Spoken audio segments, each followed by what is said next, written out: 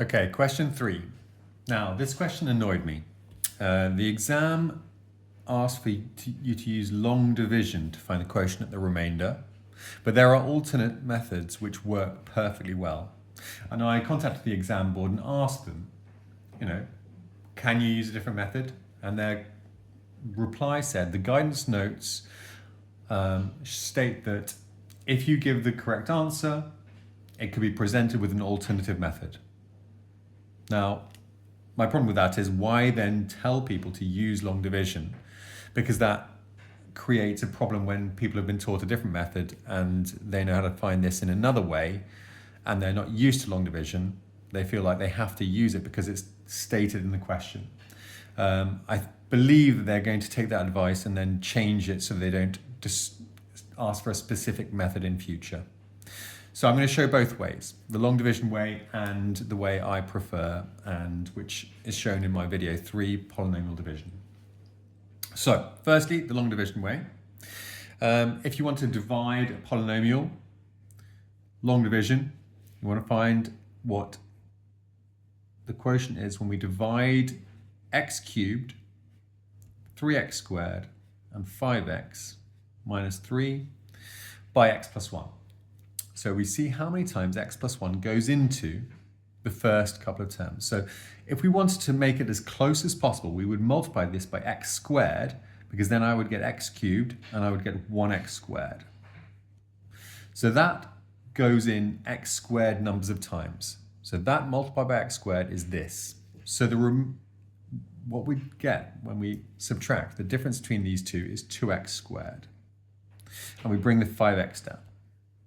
Now I'm trying to find out how many times x plus 1 goes into 2x squared plus 5x. Now the closest I can get is 2x squared if I multiply this by 2x.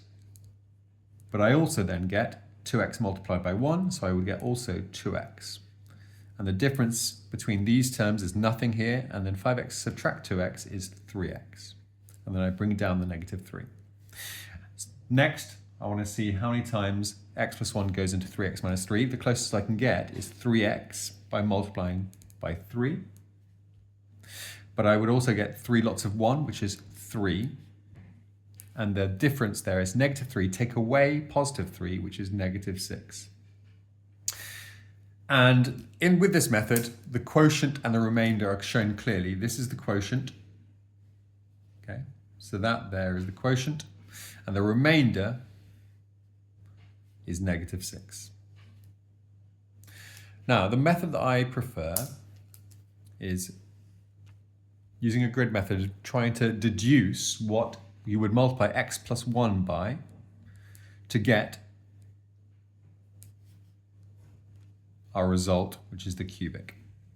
Now, x plus 1 is a linear. I would have to multiply it by a quadratic to get a cubic. If you want to see this skill and practice it, see video 3 for more detail. So a quadratic would have 3 terms, so I'll have 3 columns here and 2 rows in this grid. Now I know I'm going to get x cubed, and I'm going to get that by multiplying x by x squared.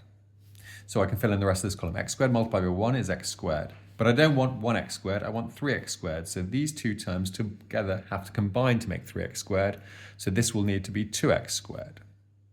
Hence, I would need 2x there because 2x multiplied by x gives me 2x squared. And now I can fill in the rest of this column. 2x multiplied by 1 is 2x. But I don't want 2x, I want 5x. Therefore, I need an extra 3x, which would go here. X multiplied by 3 makes 3x. Then I fill in the rest of the column. 3 multiplied by 1 is 3. So I've got my quotient very clearly. So there's my quotient, x squared plus 2x plus 3.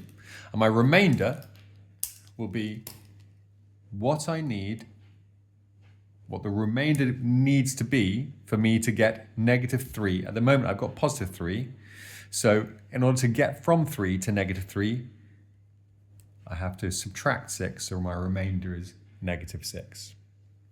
And I put those on my answer line here, my quotient and my remainder. X squared plus 2x plus 3, and the remainder negative 6.